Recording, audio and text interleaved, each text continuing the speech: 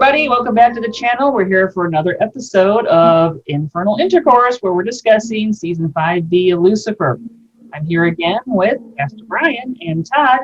Hello. And currently we're going to talk about the character of God and the things that he happens to do throughout these 8 episodes. So opening thoughts, Brian?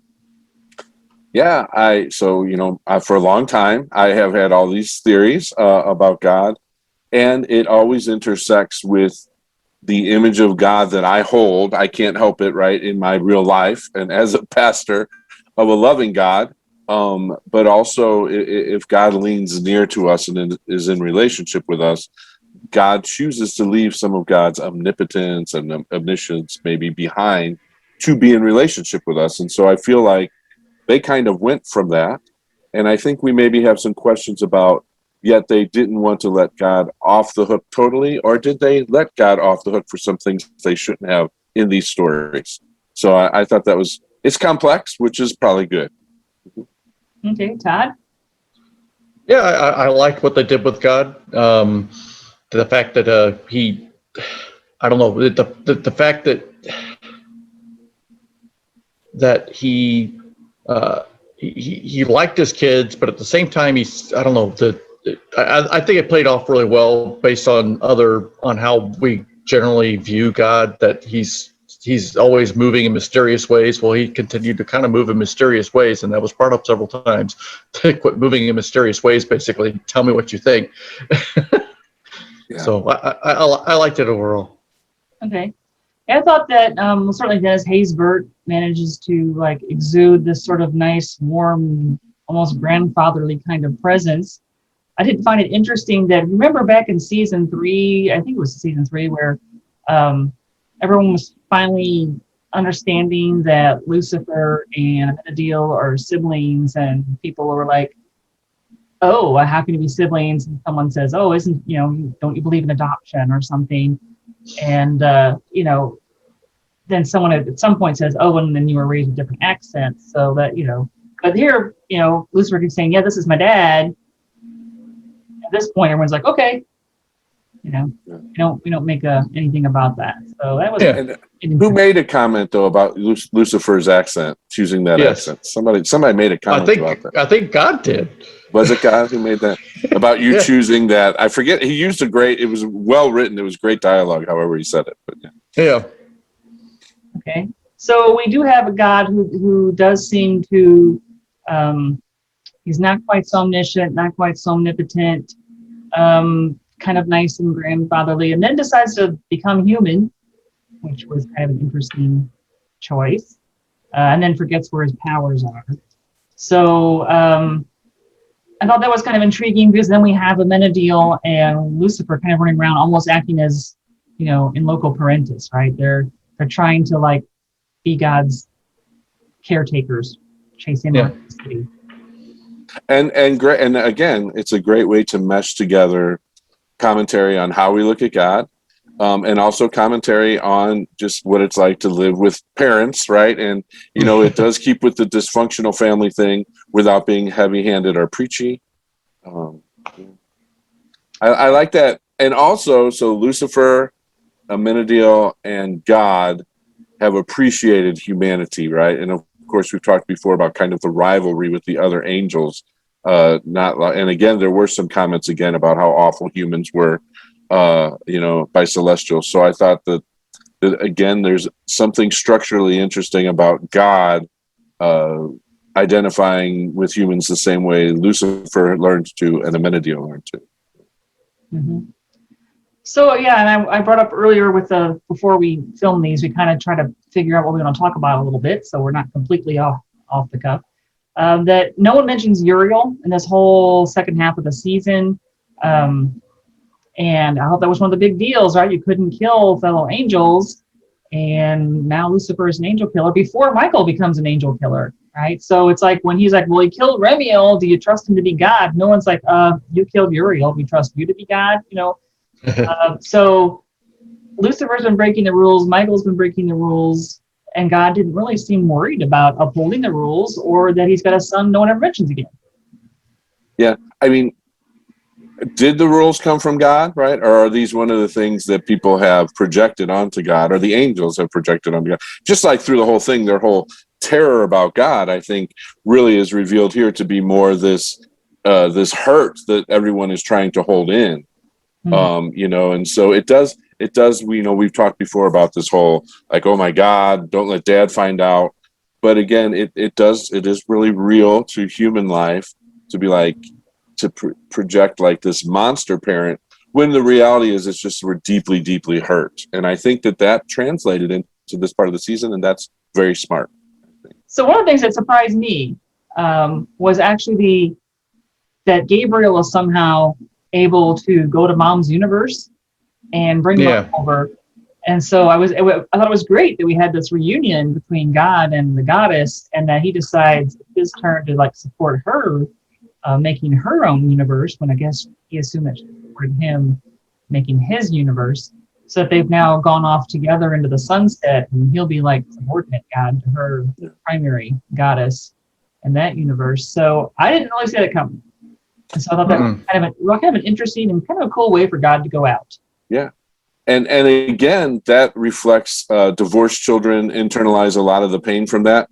And it really makes them uncomfortable when their divorced parents get along, right? Or reconcile. At first, that's all the divorced kids tend to, keep fantasizing that their parents will get back together. And then when they don't, they internalize that hate. And then when they do get along later in life, the kids usually rebel against that. And I thought that was an interesting thing. Again, they're dealing with God in very realistic human parenting terms, I think. Yeah. Well, also, I mean, it's not just that the parents get back together. To me, it was also that Lucifer finally had this revelation that if he wants to make his father happy, he's going to need to do something really extraordinary that, is a very outside the box kind of thing. So because we've had this, Mom's another universe now, he had to rip a hole in the universe to even get her in there.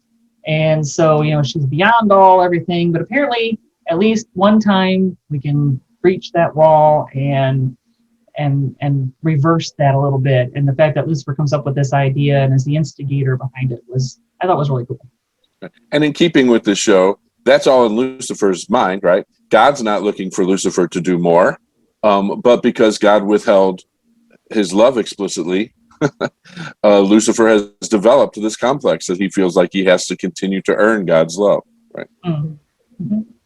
But also, I think that's a part of the growth, because we did see a bit of the daddy issues and a bit of the whining. He did, do some of that this part of the season, but at the same time, we do see some of that growth, and especially when Linda just sort of turns on him and says, "Look, this one time I need you to support me, and you're still whining about your own problems." And he kind of like pulls himself up for it, and then, that's what he needs to do. Yeah, that was egregious. That again, something that made it difficult for me to forgive on Lucifer was, Linda was going through a lot, a lifetime crisis right there, and that was just too flippant, I think, for the writers to do it that way. I think. Yeah, it didn't work too well, but I think it worked at the end where finally she tells him, and then he has to. Yeah, so maybe he had a little bit of character growth. Yeah. But I mean, it still kind of felt a little on character for him, though, that he's still self-actualized. It's still me until the very end, and then he actually had a little bit of growth that he didn't immediately lose in the next episode. Yes. So. He's always been capable of that, right? Because we keep getting all these hints, and we've mentioned this in episodes where his sister tells him, "You're always my favorite brother. You stood up against me, against the bullies and whatever." So even before the fall, before humans are even thought of, he apparently was the brother that was the protector. But he's fallen away from a lot of that, and he got in some bad habits in hell, I guess. And now he's sort of like coming back and doing, re-character growth or whatever. To rediscover like how to protect others and how to think about others first. And it's been a long road with a lot of backsliding.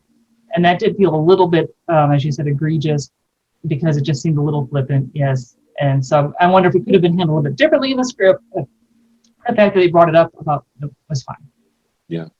And again, that is in keeping, with realistic human psychology of trauma informed, and when one, he was traumatized by that whole hell sequence of his life.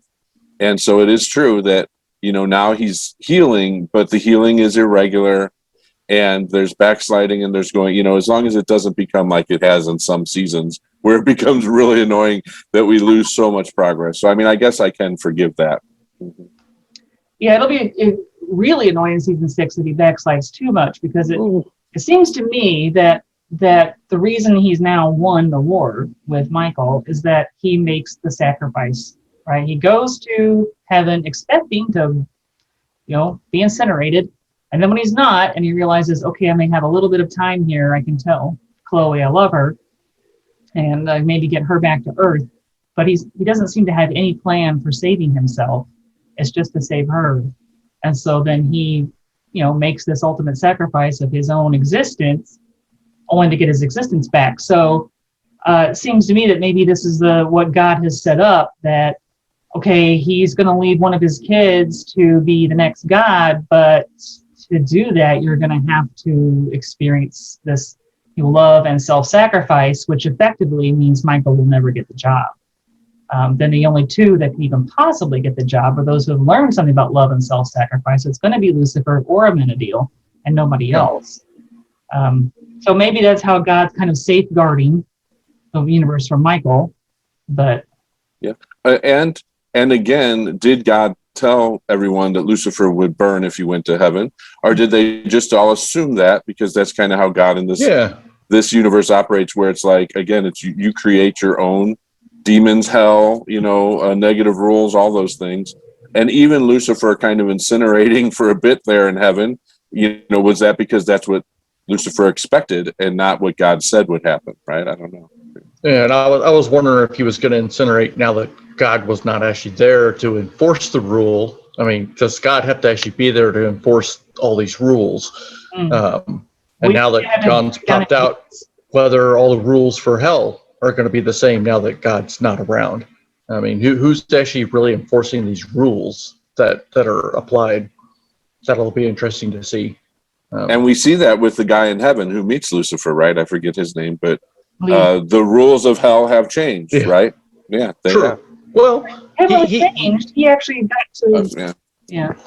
He actually finally managed to make it out of his loop. For some reason, he managed to, even though normally at some point they said, when we actually had that whole loop episode, some people actually realize that they're in a loop, but they still can't figure out how to get out of it. And some people don't even know they're in the loop. So there's no real learning, but Lucifer didn't tell him how to get out. Then he did actually follow Lucifer's advice and did get out. Yeah, that's Martha's dream that she always mentions, that Linda's going to go to hell and tell everybody how to get out of their hell loop, right? Exactly. Yeah, it's like, well, here's how you get out of it. You just you shut that face this guilt that you have, since that's the rule to get into hell. It's kind of similar to the you having to learn stuff with in The Good Place, where when they finally made hell, you have to actually finally learn something in order to actually not stay in hell. Yeah, pretty much the same thing in The Good Place. You have to become a better person, then you can get out of hell and go to the good place. Okay, so other thoughts on the character of God in this half of the season? At least I think he turned out better than I was afraid we were going to have something worse, I guess. Because you're introducing God to a TV show. Oh, I don't know about that. Yeah, I've had dread for a while about this coming. And, I think we'll talk when we talk about Dan about my issue with God and Dan. But in general, I think they handled it really well. And it really does occur to me that they relied on pretty realistic family dynamics to use God. And I think that was a smart way to do it. And I think they did it in a non-preachy way and a non-hokey way. So I think that's pretty good, pretty sophisticated. All right. Well, thank you for joining us for this episode. Remember, hit like and subscribe if you liked it, or hit dislike. And if you have any comments, please leave us comments below and share this video around. Thanks a lot. We'll see you next time. Bye-bye.